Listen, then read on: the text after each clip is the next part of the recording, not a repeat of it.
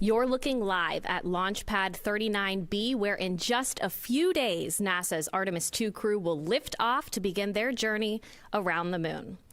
Good morning and welcome to NASA's Kennedy Space Center for our Artemis II Crew News Conference. The crew is joining us virtually today from astronaut crew quarters, and we'll begin taking questions shortly.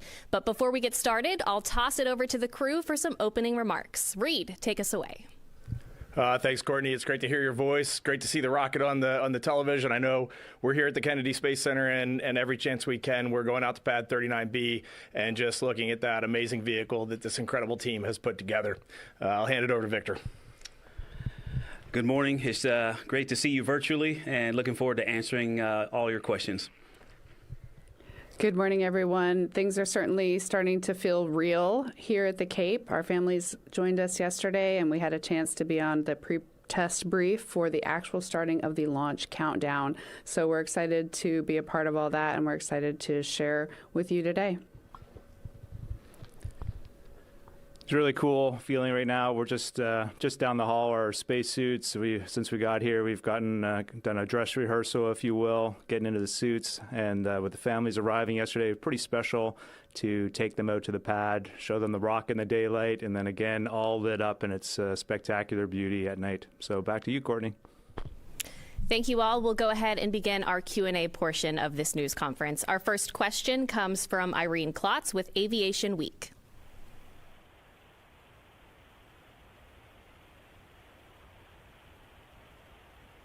Irene, if you're talking, we can't hear you.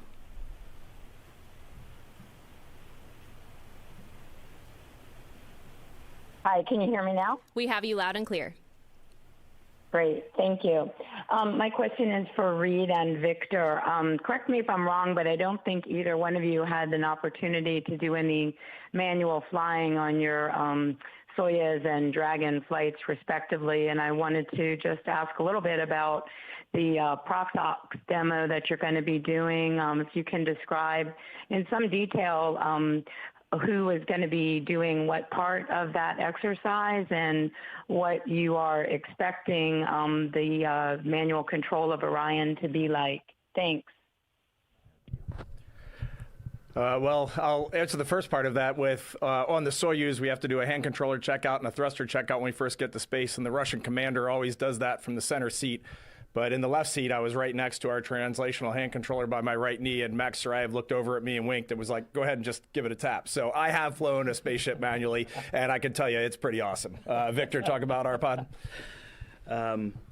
It's actually a really important evolution. You know, we have to make sure that the Artemis 3 and 4 missions have this capability, and so we are essentially going to make sure that the vehicle flies the way that we think it does, that we designed it to do. And so we're going to not only fly the vehicle manually, we're going to, execute the 6 degrees of freedom, so translating forward, backwards, left, right, up, and down, and then also being able to rotate, pitch, yaw, roll, and pitch on roll. But we also want to give, qualitative and quantitative feedback to the ground team, so letting them know what it feels like now that we can hear and feel the thrusters, and to just understand the human experience. And so one really interesting thing that's going to happen during the proximity operations demo, where we're going to start out probably beyond 100 meters and get all the way in as close as 10 meters at some points in the demo, is to give them feedback, so verbal feedback. And so we're actually going to switch seats. Reed is going to launch in seat 1, I'm going to launch in seat 2, but we're going to take our suits off and then we're going to get back into each other's seats, and he's going to run the procedure while I fly the vehicle primarily, but I'm also going to put my communication system, actually his communication system, on voice activation, so I can just talk to the ground continuously, and so the ground team can hear from the crew. It's really a crew experience to fly that vehicle, but to give them feedback on essentially, hey, this flies like the simulator, or this is how it's very different from the simulator, so that we can verify and validate the models for training the later crews. I want to add one thing. I just want to add to the end of that is it is Victor in seat 1 and I will be in seat 2, but this is a crew activity through and through. And so Christina will be floating right to Ike's left, to Victor's left. She is really in charge of the timing discipline and the procedural discipline, maintaining the big picture to make sure we get through this safe. And if we have any off nominal, she is right there with all of our off nominal steps to get us back on track. And then Jeremy will be floating just to my right, and he is always watching the interim cryogenic propulsion stage. If anything goes wrong with that stage out the window or on the displays, he's ready to call it back away and get us back into a safe configuration. So it's all 4 of us at the controls for that evolution. I have one more thing. And, grabbed the wrong mic. But I wanted to add that, of course, ProxOps is really exciting because we are practicing the rendezvous. We get within 10 meters of our upper stage rocket. It's amazing. But there will be another activity where we manually pilot the vehicle on one of our cruise days, so you can stay tuned for that as well. Okay, our next question is from Bill Harwood with CBS News. Hey, guys. It's great to see you all again. Take you off speaker. It's great to see you again. My question is absolutely non-technical. You know, the other night I was picking up some takeout food from Tai Tai in Cape Canaveral, and it was a crystal clear night. And I was looking up at the moon, and I don't normally think this way. I don't like the moon. I'm an amateur astronomer. I like it out of the sky so I can see the dim stuff. But I kept thinking about you guys saying, I couldn't imagine actually going there. You know, I was trying to picture that in my mind as I was looking at the moon. So I hate to make this a long question, but I mean, could a couple of you just talk about it? You're bound to do the same thing, look up and have some thoughts. What are your thoughts as people who see the moon as a destination, not just a bright globe in the sky? Thanks. So yesterday we spent some time with our geology team lead, Kelsey, just going over the plan, and depending on which launch day we launch in this window, you know, how that changes. But looking at some of the details that we're going to be examining and the things that they're interested in, specifically different colors or just different shades, variations in the albedo of the moon. They're very interested. We look at it from different angles and different lighting. And so we look at it with sort of under this microscope all the time. And then every once in a while, I step back sort of like you did last night and just look at it. And I really feel like, gosh, that is really far away. And it just gives me great appreciation for it. In the night sky, I've spent a lot more time looking at it through binoculars in my backyard, sharing that with my family. We've got the binoculars here, and hopefully we'll get some clear skies. They weren't last night, but for us, but hopefully we'll get some clear skies and some good viewing. But the other thing we've focused on quite a bit as a crew is just listening to other people's perspectives on the moon and how different cultures look at the moon. And when we go back, honoring just how humanity, we all share this same moon in the sky, but honoring humans around the world and how they revere the moon. That's really important to us. One thing. Yeah. Bill, one of the things you said right at the end of your question was, how do we feel as the people that can call the moon the destination, a destination, not just something we're looking at? And it is our strong hope that this mission is the start of an era where every person on Earth can look at the moon and think of it as also a destination. Our next question is from Jonathan Seary with Fox News.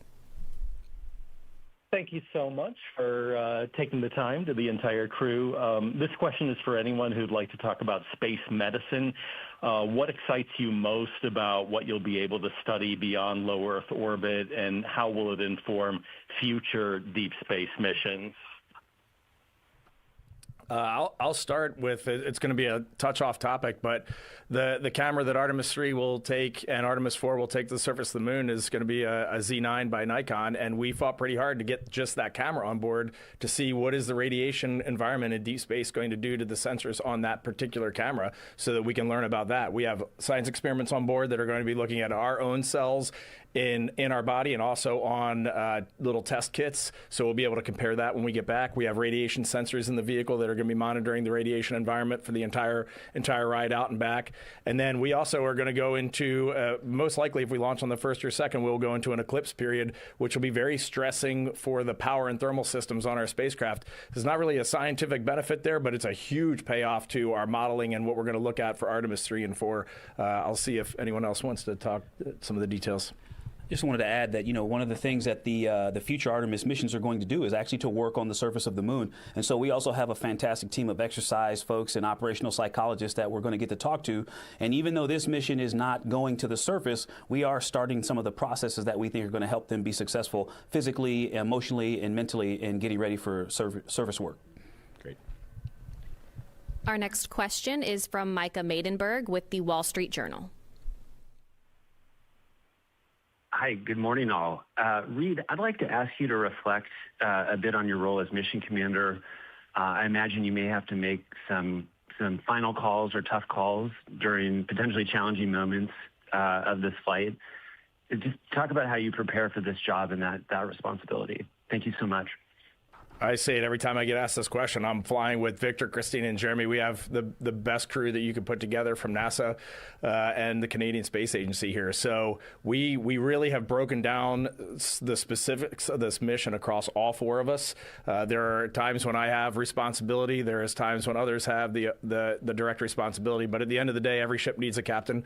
And I'm ready to make those decisions, but I'm not making them in a vacuum. I can just watch my crewmates here. I know their facial expressions. They know mine. We know when we're tense. We know when an immediate decision needs to be made. But the biggest thing that we try to remind ourselves every single time we fly, we say, no fast hands in the cockpit. You do not want to do anything too quick in this vehicle. You need to take your time. You need to process everything.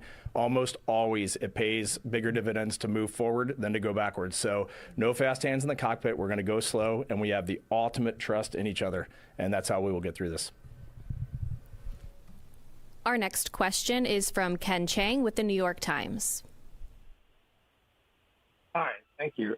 At the very top, Christina said it's beginning to feel real. For the first couple of sets of launch opportunities, you didn't even get down here. So I was wondering if you could sort of describe how you feel being in quarantine at Kennedy, seeing a rocket on the launch pad, and the weather forecast looks good. It looks promising. Thank you.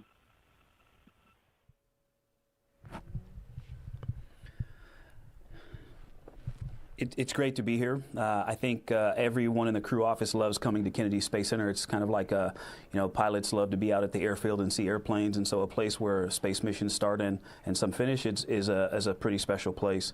But it is also just neat to be here with this team that has really crushed it. The exploration ground systems, the folks that have gotten the vehicle ready and repaired the things that need fixing, and to watch them really maintain that schedule and to get that rocket into the VAB and back out to the pad. It's also good to be out here with them and to share some time with them. We spent a lot of time working with our team back in Houston, the flight control and engineering teams that have helped us analyze and proceduralize this mission. And so now it's cool to be out here with the team that's has been maintaining and preparing the rocket, and it's good to see it. And every day that we're here is the first time that we're doing this, and so we are exploring on this timeline as well, and it does feel good. I want to add one thing. I want to add one quick thing to just remind everyone, this is a test flight.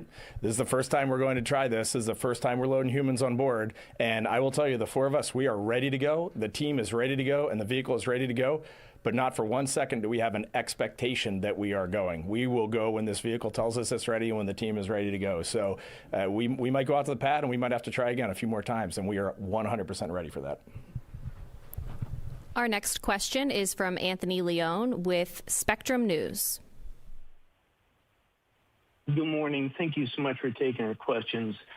There are so many firsts here for this mission. The first commander of a return manned mission to the moon, the first black man, the first woman, the first Canadian to visit the moon. What do these firsts mean to each of you?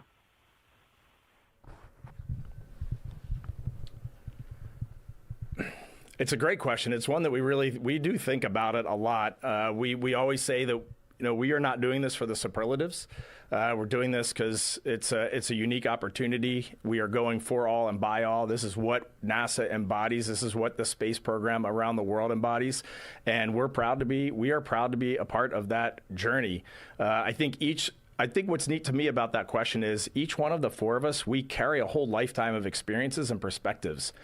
And when you get us together and we're in a geology class looking at the moon, you really start to see those all come out. Like the way I was raised as a child is different than the way they were raised, the different influences on our lives, different mentors, different heroes, different interests. And all those differences start to come out in the way we view the science objectives of the mission, and they come out in the way we view the technical hardware. So honestly, for me, it's just an honor to get to watch the way everybody brings their unique perspectives.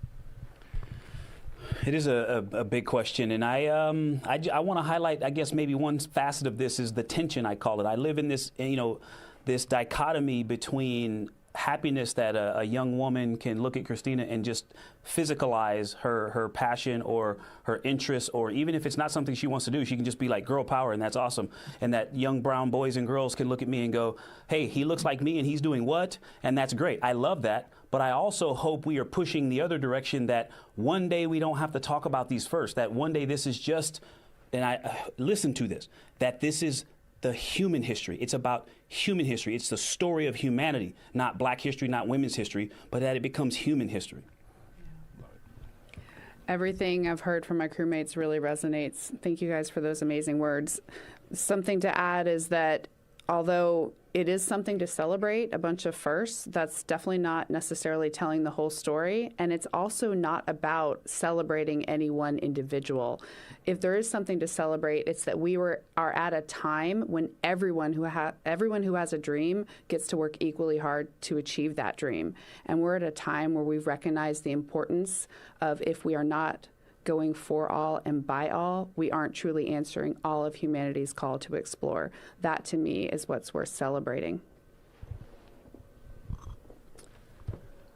There's so much here, and all of that really resonates deeply with me. Something maybe slightly different from my perspective is what you're seeing here is, yes, a Canadian is going to go into deep space. And that's an extraordinary thing because of the American space leadership that curated that. But I hope others outside of Canada feel part of this too, because this is just an acknowledgement of anybody who shows up and is able to contribute something meaningful to our future endeavors can be part of this mission. And so I hope the Commonwealth feels or sees himself in this mission. I hope all the international partnerships see themselves flying on this mission, because they truly are. And it's just been an extraordinary journey for me. It's kind of broadened my perspectives as an astronaut too. I'm wearing a Canadian patch here that was designed by an Anishinaabe artist in Canada, and it just represents some of the beauty of Indigenous culture and their perspective on the moon and the 7 sacred laws, and just the richness of doing something together and how inviting that is. It's shocking to me, but pleasantly surprising how many people show up and are going on the mission with us. It's not just 3 Americans and a Canadian. It is people literally around the world, and it's a beautiful thing.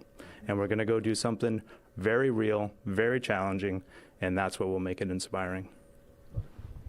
Our next question is from Will Robinson-Smith with Spaceflight Now. Hello, all. It's good to see you again. Going back to the point about preparation versus expectation, the TLI burn is really the big moment that sets you on the course towards the moon. But Christina, you mentioned that there may be the possibility for a U-turn, return after that point. So I wonder, can you talk about what is truly the point of no return once you're heading towards the moon? When is the last moment that you can say, if there is an issue, we're going to, swing it all back to Earth, and what that actually entails? Thank you. Yeah, thank you for bringing that up. We do live in a world of preparation without expectation. We're ready to go. We're also ready to stay. And yes, that includes all the way even past TLI. There's a saying in the astronaut office that you can't say you're going to space until after MECO, main engine cutoff. For us, you can't say you're going to the moon until basically the mission's over. Well, there is actually a technical answer to your question, and it involves our spacesuits, because our suits are not only suits, they are survival systems. They have been designed to keep us alive in the case of a cabin leak for up to 144 hours, 6 days. And what that means is the entire mission, including our abort options, have also been designed around that 6-day mark. So as long as we can get back in 6 days, we can take an abort option, we could continue around the moon. So that's really, I think, the more technical answer to your question. Our next question comes from Charlotte Causet with AFP. Hi, thank you so much for taking the time to answer questions. My question was about the final hours before launch. I wanted to know, how will you spend those hours before launch and the day itself? Do you have any personal or team rituals to help you stay focused or relaxed?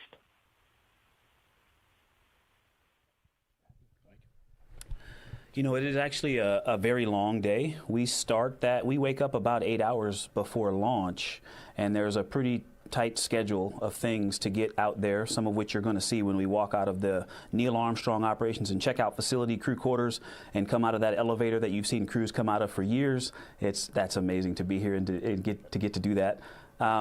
But that day, it's because that schedule is so tight. You know, there is not a lot of time for like personal rituals, I would say. But before I fly an airplane, I generally say a very short prayer.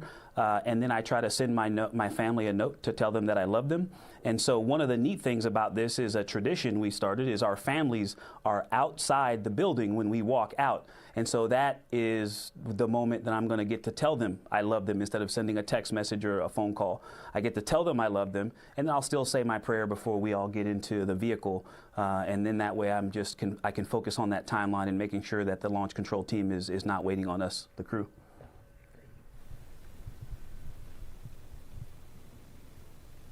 Our next question comes from Christopher Mick with Hudson Star Observer. Good morning. Thank you for taking the question, and best of luck to all of you on this upcoming mission. I wanted to ask a little bit on a procedure during your training you've encountered that's been the most difficult to kind of simulate on your Earth-based simulators that you're kind of looking forward to or hoping to get some data back that'll be helpful on orbit or in space, to yourself and to future Artemis crews.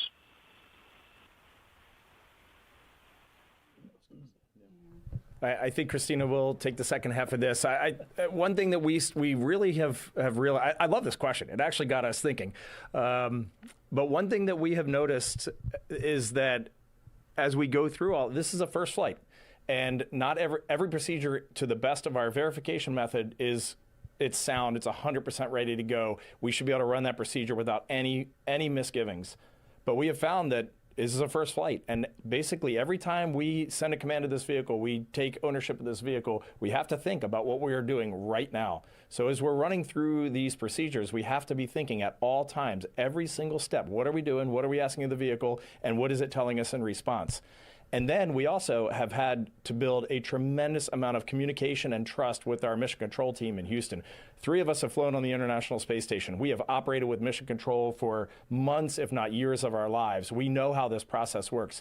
But this mission in a small, highly dynamic spacecraft, it is different. And working through that process of how we're making decisions to move forward in this flight has been a really neat thing. And there's been give and take. There's been things that our flight directors, Jeff Radigan, Judd, and Rick have given to us, and there have been things that we have given to them. And as we have built out this entire team, it just feels really good. We all know each other, and we're all ready to take on this challenge. I'll throw out a couple salient examples of moments. I think the first that comes to mind is rendezvous and proximity operations, our test for that, our pod, we call it. And we've talked a lot about that, won't go into detail, but all of our simulators, we have ones that have very high fidelity volumetrically, we have ones that have very high fidelity flight software-wise, we have ones that have very high fidelity views out the window. We don't have a motion simulator, and I don't think even if we did, we could really know how the vehicle will respond. So that's one we got to test in space. Another that comes to mind is the flyby, looking at the moon. What will it actually look like through our eyes, through the windows of Orion. That is something we're all really looking forward to.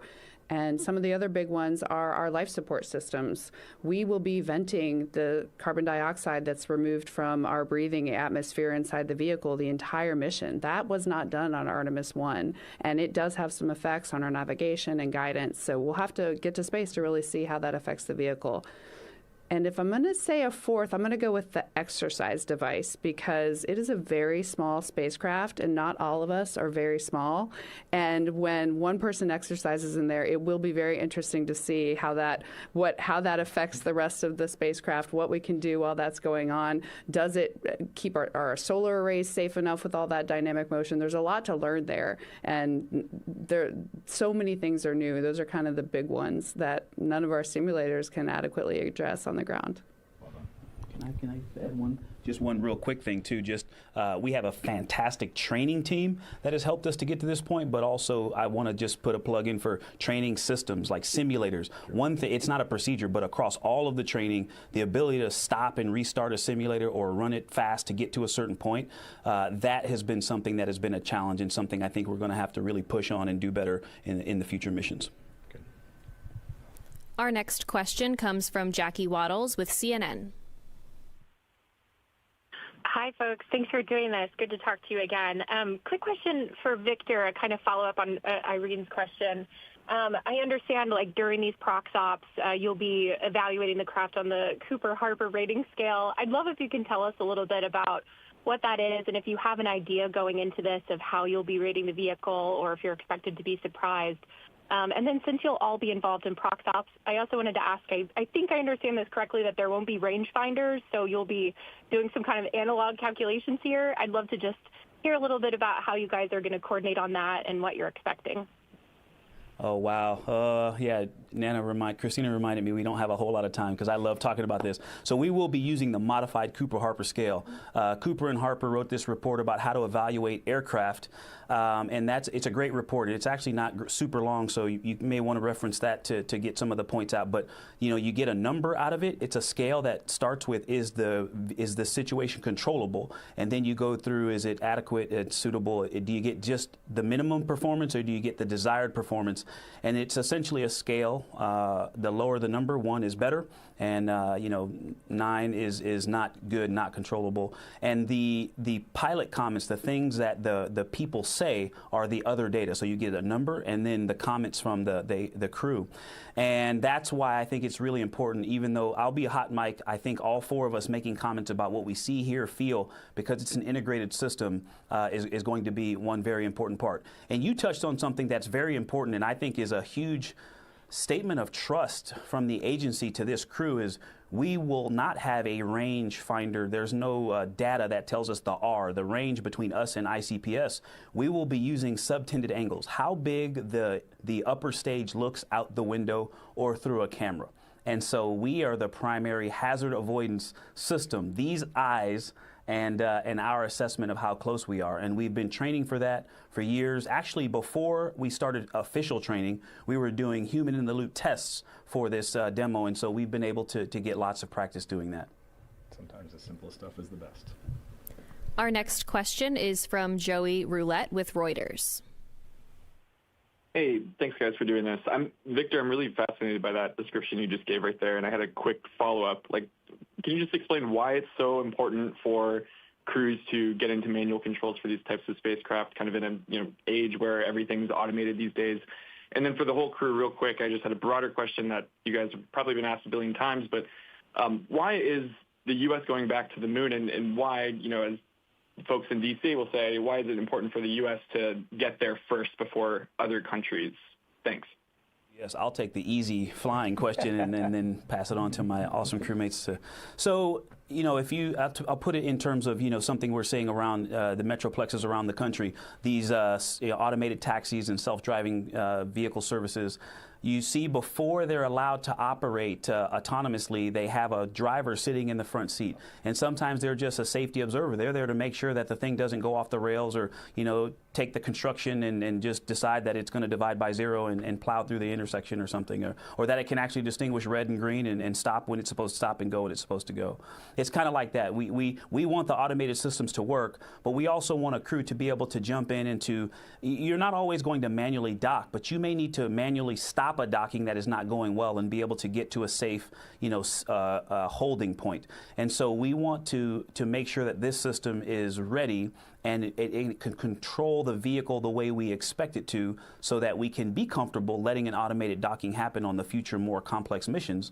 And that if something does go wrong, I mean, if you study software statistics, you'll see that automation is not always the answer. It is fallible just like humans are in different ways. And so we need to be able to interrupt. Even if we don't do the operation by hand, we need to be able to stop it safely. And that's one of the things that we're testing, is that we can back away from the upper stage in the way that we predicted. I can get started, but I think we should answer a little bit. The question about the why of this mission, there are so many different ways that you can answer that. There's the industrial benefits, there's the commercial benefits, scientific, technology, innovation, inspiration, and I hope that we talk a little bit about those as a crew. I'll also just mention that high level, really the question is not should we go, but should we lead or should we follow? That's how I see it, because everyone, many countries have recognized the value that there is in exploring further into the solar system, to the moon and onto Mars. They've recognized that not only can we gain all these extremely tangible benefits, but that we have the opportunity to answer the question that could be the question of our lifetime, which is, are we alone? When we go out and meet people, people ask that all the time. Have you seen evidence of this? What can we learn? And the fact is that answering that question starts at the moon. The moon is a witness plate to our entire solar system's formation. It's a stepping stone to Mars, where we might have the most likelihood of finding evidence of past life. But it's also a Rosetta Stone for how other solar systems form. All the billions of other solar systems in our galaxy, where we've seen from some of our other telescopes like Kepler that there are planets orbiting other suns. All of this starts to unlock when you go to the moon, and for me, that's one of the most important scientific reasons to go. We don't have to answer, right? Christina, that was amazing. I guess I'll just add the only thing that kept coming to my mind there, and let me see if I can relate it back. Maybe this will be a swing and a miss, but we just ate breakfast together. We were laughing most of the time. I was actually crying, and one of the jokes is just so funny. But I brought a little map of Antarctica to breakfast this morning, and I just put it out on the table, and one of us has been there. One of us has wintered over at the South Pole. Christina has. And I've never been to Antarctica. And just sitting there at breakfast for just 5 minutes, listening to her talk about her experiences when she stands at the South Pole of planet Earth. It's just white all the way around. As far as it's just white, perfectly white, because there's no mountain to block your view. There's just white that reaches out to the horizon. And then she was talking about how she would go down to McMurdo Station for resupply ships and setting up science experiments. And all of a sudden, I was imagining being there. I was imagining seeing what she was seeing. I was imagining feeling the cold, feeling the sun, seeing all the different views that she was seeing. And the only reason all that was unlocked is because I was talking to someone who had been there. And I think at the end of the day, we have got humanity's call is to go explore and to go do these things and then to share them with the world and to motivate. We might motivate 10 kids to go do something great. We might motivate one kid to go do something great. And that's a success to me. Thanks. Our next question is from Ryan Catton with NASAspaceflight.com. Hi, everyone. Thanks for your time. I know it's busy as we get to the pointy end of the count here, but I'm really interested to see if any of you have any, talking to the geology earlier on, if any of you have any specific features of the moon which you're most excited or most technically interested to spot out of the window. Is there anything you're especially looking out for, or is it just, the entire moon? I suppose it is the entire moon, but, thanks. I'll start if anyone wants to add. There's what's interesting about this launch window is depending on which day we launch, it really changes what we're going to see on the far side of the moon. In the early parts of this window, we're going to see an eclipse. So we'll see the sun go behind the moon. And this is something new that we just started learning about last week. How the scientists are amazing. the plan changes and they're like, okay, we thought we were going to go do this, but maybe we can do something else. And right away they came up with some instruction for us on how we can leverage this opportunity to look for things that they're interested on the moon, like lofting of dust is something that was observed by a couple of astronauts during Apollo, but there's no real documentation of it. And so this transport of lunar regolith around the moon is very interesting. Does it have to do with magnetic fields, or what is causing this? And so this provides an interesting opportunity to look at that, and also to look at the corona of the sun in a different way. And so we have been brushing up on how we're going to leverage this opportunity, this very short window. So that's pretty neat. As we come around the far side of the moon, no matter when we launch in this period, we will see part of the far side of the moon. And so Oriental is just this huge crater on the far side of the moon. I just learned last week, I didn't know this, you can see the edge of it from Earth. When the moon kind of rotates around a little bit in its orbit, it's tidally locked to the Earth, but you do see different sides of the moon a little bit more at certain times of the year. And so with telescopes, you can see the edge of this crater, but no one has ever seen this full crater on the far side of the moon. And so this would be really neat. I'm kind of excited to have a look at it. It's just enormous, super complex, and you could stare at it probably for hours. You know, there's a report that one of the astronauts that went to the moon in the Apollo program wrote, Jack Schmidt, that he said about 3,000 miles is where you start to pick up the color, and then as you leave and go back beyond 3,000 miles, you start to lose the color. And so the scientists really are excited about getting these, 4 sets of human eyes, the best cameras in the universe, close to the moon. And so not any one specific thing, but just to be able to observe the moon and cosmic phenomena with human eyes up close, and to see things like the lunar regolith. We think of it as monochrome, or black and white or gray, and there's olivine, which is green, and pyroxene, which is gray or brown. And so we can get close to see some of those minerals in the regolith up there that add color, and that is one of the things that I'm really looking forward to, is being closer and seeing some of that detail. I think the only thing I want to add very briefly is we think, I know I did when we started training for this mission, that we've been to the moon. Apollo was at the moon. They've seen the whole far side of the moon. But actually, it turns out there's about 60% of the far side, I think, that has never been seen by human eyes because of the lighting conditions. Apollo always wanted that light on the front side of the moon for their landing and launch capabilities. So as Jeremy said, when we see Oriental, human eyes have never seen that. Never seen that. We've seen it in satellite photos, but humans have never, ever seen that before. That's cool. Our next question is from TJ Mascaro with the Epoch Times. Good morning. Thank you so much for taking the time. Going back to preparations and expectations, the International Space Station has its entire life been about preparing humanity to go back to the moon and onto Mars and beyond. But it was always someday. Now it seems that someday is finally going to come. And so I was just wondering if you guys have felt any greater sense of immediate correlation between the work you did on station and now, and specifically if you could say any specific example of what you did during your missions on the space station that has come up and that you've kind of referenced during your training. And Jeremy, I know you haven't been there yourself, but maybe if there's anything that you witnessed while you were Capcom.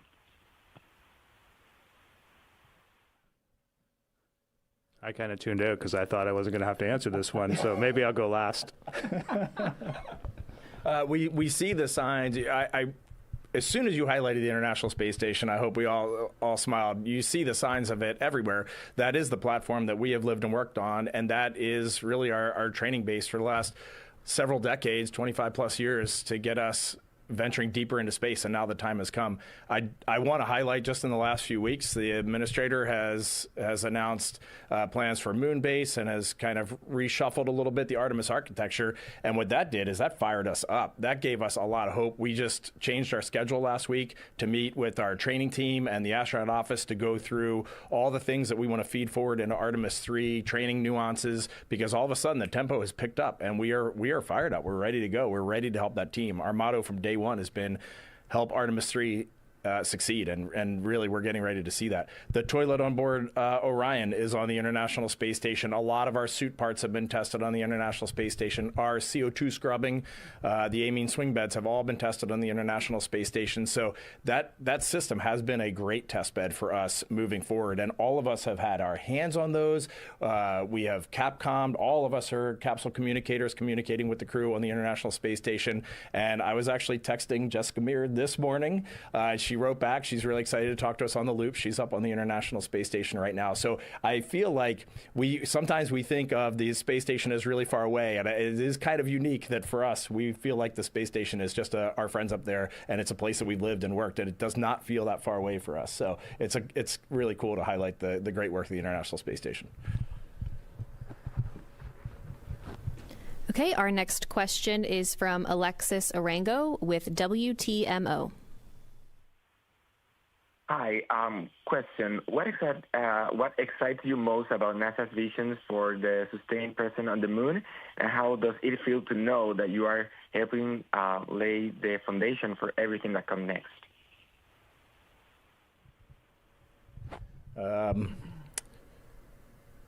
I feel like I'm talking too much. There's one of my favorite inscriptions in the U.S. Capitol is inscribed in some wood in one of the subcommittee rooms, and it says, "Where there is no vision, the people perish." And I think about that all the time. And sometimes you need solid technical foundations. You need companies like Blue Origin, SpaceX. You need Lockheed, Boeing.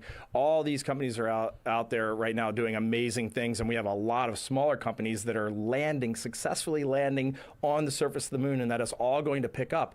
At the end of the day, it takes courageous leadership to go and set a vision, a bold vision.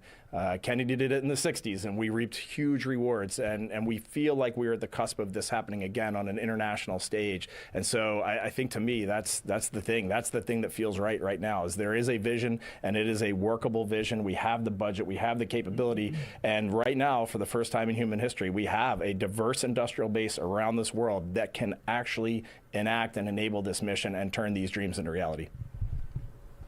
I'll add something too that it really resonates with me, and that is, when you have a program, you have to be willing to adapt when you learn new things. And so it's when you make a change, it's not that something before was wrong or that we failed. It's just like in your own life. You have to be willing to learn and adapt and then take what you have in that moment. And so I feel like often people interpret the change as something was broken or it's failed. No, I mean, we've been training the system, all these companies that have been working on this, they've learned so much. It's like an apprenticeship program. And we've learned a few things, and now we're going to adapt and we're going to move forward. And all around the world, everyone who's part of this program has the opportunity to adapt and lean into it and just do the very best we can, which is super exciting. This is the stuff that fires us up, is to imagine like being in that era of the Mercury, Gemini, Apollo. When you look at the timelines of what they did, man, that's what we're capable of. And we're at a period right now where we can just lean into that and go after it. That's super powerful. And we're happy to do our small part, our small drop in the bucket, and then hand the baton on when we get back. Yeah, I just wanted to add that I'm very excited about the vision. All the things that you've heard, I 100% sign on to that. And I just want to say that I'm most excited about the leadership that is carrying that vision and sharing that vision. You know, our leader, Jared, Amit, we've got fantastic leadership at our center, Vanessa, the team that is making that vision a reality, all the way down to our flight operations team in Houston and the trainers. The people that are making that vision a reality are also equally inspiring. Great. And our final question today is from Brandy Campbell with Fox Weather. Hey, everyone. Thank you so much for answering all of these questions. I just wanted to ask you guys what your mindset has been like since you arrived to Florida, knowing that the launch is coming in a few days. I just can't imagine being in your position and knowing what's ahead of me. So can you guys just share what's been going through your minds? I think all four of us will answer, especially since this is the last question. This is an amazing place to be. I wish we could just walk the halls together here in the crew quarters. The folks in the kitchen that are cooking for us, their shirts are just covered in patches of previous missions. When you walk down the halls of this facility, you see names in foreign languages. You can just think about the different places that they were born, the lives they have lived, and the legacy that we're a part of. It is a really very special place. This is where humanity began reaching for the stars. And Christina and I have both launched from Russia, from the Baikonur Cosmodrome in Kazakhstan. So we just feel that huge international partnership. You really feel it when you're here. You can look around at the history and the legacy of it. And then it is surreal to jump in your car and drive out to Launchpad 39B and see this massive vehicle sitting there on the pad that has legacy all on its own. 39A and B, that's where we flew Apollo. That's where we flew shuttle. Our vehicle has parts that were flown on the space shuttle that have been reused, that have been repurposed. Our engines flew on space shuttles. Our booster segments have been reloaded and flew on space shuttles and were recovered. So it is, in a way, it's a glimpse into the past. And then when you see this vehicle on the pad, you look at the size of this vehicle and you know it's going one place. It is going to space, and it is going to go there in a hurry. When those engines light, this thing is moving out. So it's surreal. I almost want to say, though, I just feel relaxed. It's good to be here. We've trained for this, and we're ready to go. Mike? The two things that I feel are legacy, which Reed just really captured, so I won't even go more into that. But I will say the other one is just space or gray space, or protecting that relaxation, that headspace. My family arrived yesterday, and so now I'm not gonna sit in my room and just study. I'm actually going to just clear my headspace so that we're ready on launch day for that 10-day sprint. It's about protecting that, I think, and also the spending time with each other. Like Reed mentioned this morning at breakfast, we had fun, and so for me, it's just protecting that emotional headspace. Yeah.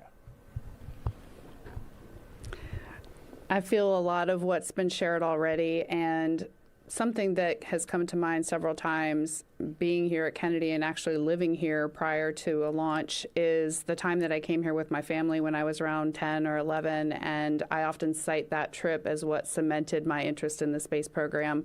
I came home with a couple posters from the gift shop, and it had been a dream of mine ever since. So that's something I reflect on a personal level. Professionally, it is just about one foot in front of the other for me. I think of it as a train. We are on the train right now. The system is going to get us all the way into that capsule and is going to get us launched and out to space. And our job is just to do what we've been trained for and let the training take over. So just remembering that we're here to fulfill that mission, that is what contributes to what they say. And I found it to be true. The astronauts are the calmest people on launch day, and I feel that within our group ever since we've gotten here. Something that's been crossing my mind, my parents, I know they arrived here last night. I won't see them until we get our behind the glass visit, obviously, because we're in quarantine, but as well as launch guests. So we've all got family and friends that are coming in, and then lots of people are just coming to watch. And something that's really neat is that I love about this place is the Atlantis display, the Space Shuttle Atlantis. Just extraordinary. So people that have the opportunity and the time to get over there and go have a look at that, it is just truly marvelous to see. And a special place for me as a Canadian to see the real Canadarm1. And it just reminds me of what you were talking about, vision of that we've had over decades that brought us to this point, just standing on the shoulders of giants. I always love to tell the story. Like, I can't imagine the courage of the people who thought, a robotic arm had never been done in space. And some Canadians, a group of Canadians said, yeah, we'll take that on. And it was the Americans who gave us that opportunity to supply it. But some people stepped up and said, yeah, it's never been done before, but we'll do it, and we'll even write Canada on the side. If it fails, it would have just been this enormous embarrassment. But it wasn't, of course, because they were resilient and they did all the things that the extraordinary team that behind us does, and they ultimately succeeded. And so if you have a chance, go see that. It's truly extraordinary. And for me personally, I feel like the others. We're well prepared.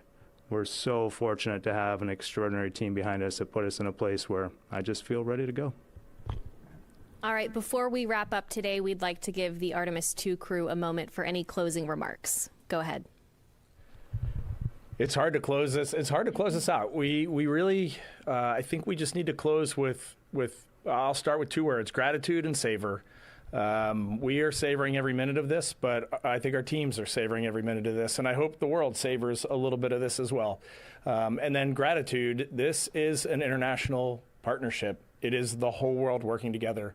We have traveled to every place that human hands have touched this vehicle along the journey. We've been over to Germany. We've been throughout Europe to see the teams that have put together our service module with the Airbus team there. We've been all across the United States where our engines have been built, where the boosters have been built, where the core stage has been built. Jeremy and I were there when our core stage rolled out and went on a barge in Michoud and floated its way over to Kennedy Space Center. We've talked to all these teams. We've seen how courageous they are, and we really just have gratitude for this entire international team that has put this vehicle together and this mission together, and we hope we can go out and inspire the world. Victor. Just want to continue in gratitude. I want to first just acknowledge my gratitude to God, and to glorify God. You know, we get a lot of attention. People want to put our faces on everything and ask us all the questions. But I also want to just reflect a little bit of that back to where it really is rightfully deserved, back to God. And then to our families. You know, our families have been along for this entire journey, the third quarantine of this series, and all the years of training and the travel. And they're here now, and extended families are coming, and just the love and support. My favorite thing about Human Spaceflight, the love and support that the community shows you. And so we started it in gratitude, and I want to end in gratitude. Premièrement, j'apprécie énormément le soutien extraordinaire de Canada. And second, just want to, on behalf of all Canadians, express our gratitude for Americans for bringing us along on this incredible journey to pursue exploration. And I'll add to all the gratitude you've heard a word of congratulations. Congratulations to everyone who has contributed to this mission, to the entire campaign, indirectly, directly, through support, through sharing the message. Congratulations. You are about to make history, and more importantly, you're about to make the future. Over to you, Courtney.